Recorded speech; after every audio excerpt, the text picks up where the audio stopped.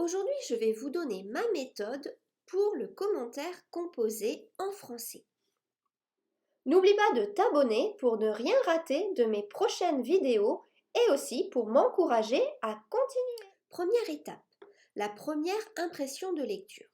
Lisez le texte 2 fois et posez-vous la question: qu'est-ce que je ressens en lisant ce texte?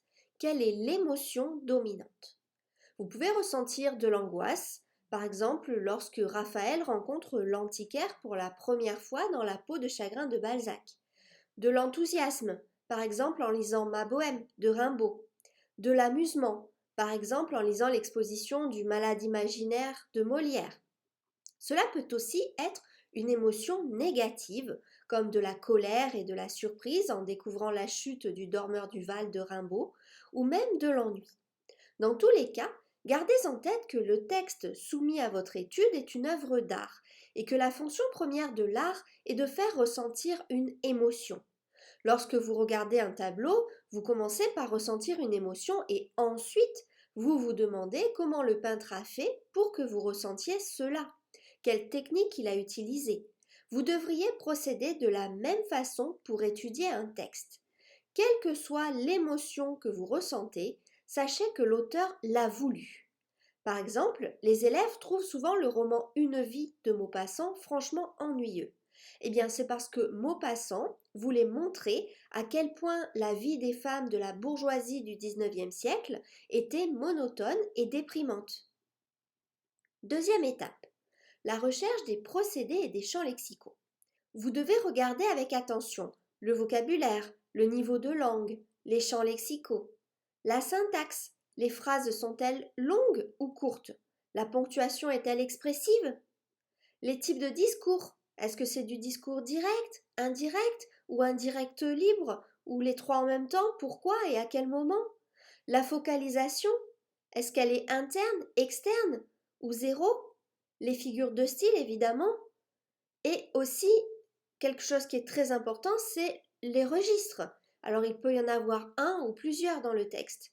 Est-ce qu'il y a le registre lyrique, épique, tragique, comique, satirique, fantastique, didactique, épidictique, pathétique, polémique ou réaliste? Le mouvement littéraire, est-ce que c'est le réalisme, le naturalisme, le romantisme, le surréalisme, le symbolisme, l'humanisme, le classicisme?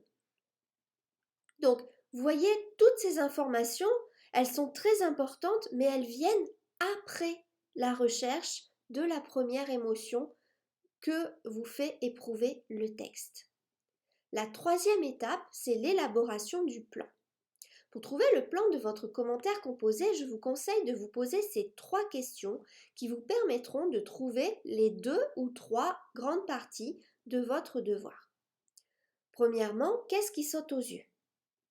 Deuxièmement, quel est le message caché dans le texte? Troisièmement, le texte comporte-t-il un deuxième message caché ou une particularité littéraire hors du commun? Prenons un exemple, le buffet de Rimbaud. Première partie, qu'est-ce qui saute aux yeux? C'est la personnification du buffet. Deuxième partie, quel est le message caché dans le texte? Le buffet est un témoin du temps passé. Troisièmement, le texte comporte-t-il un deuxième message caché ou une particularité littéraire hors du commun? Eh bien, c'est que la poésie transcende le réel et ce sera donc ça notre troisième partie. Quatrième étape, trouver la problématique. Comme son nom l'indique, la problématique correspond à un problème que l'on doit résoudre dans le développement du devoir. Pour trouver la problématique, vous pouvez vous poser ces questions. En quoi le texte appartient à un genre et à un mouvement littéraire et comment il s'en détache? Qu'est-ce qu'il a de spécial, de différent par rapport à tous les autres textes qui appartiennent au même genre ou au même mouvement? Par exemple, pour le dormeur du Val de Rimbaud, on peut se demander comment Rimbaud utilise la forme fixe du sonnet en la modifiant pour dénoncer les horreurs de la guerre. Pour le portrait de l'antiquaire dans La peau de chagrin de Balzac, on peut se demander comment dans son roman réaliste, Balzac introduit un personnage fantastique. Cinquième étape. Vous devez maintenant remplir le plan. Je vous conseille de prendre une feuille de brouillon pour chacune des parties et une dernière pour l'introduction et la conclusion, ce qui fait que vous allez vous retrouver avec 3 ou 4 feuilles posées sur votre bureau et vous ne les retournerez pas.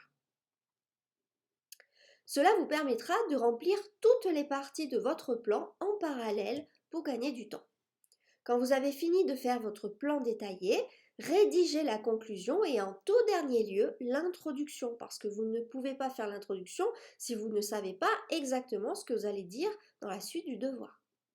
Votre brouillon est maintenant terminé. À ce stade de l'épreuve, il doit vous rester 1 heure. Vous pouvez rédiger au propre sur votre copie. Bonne chance!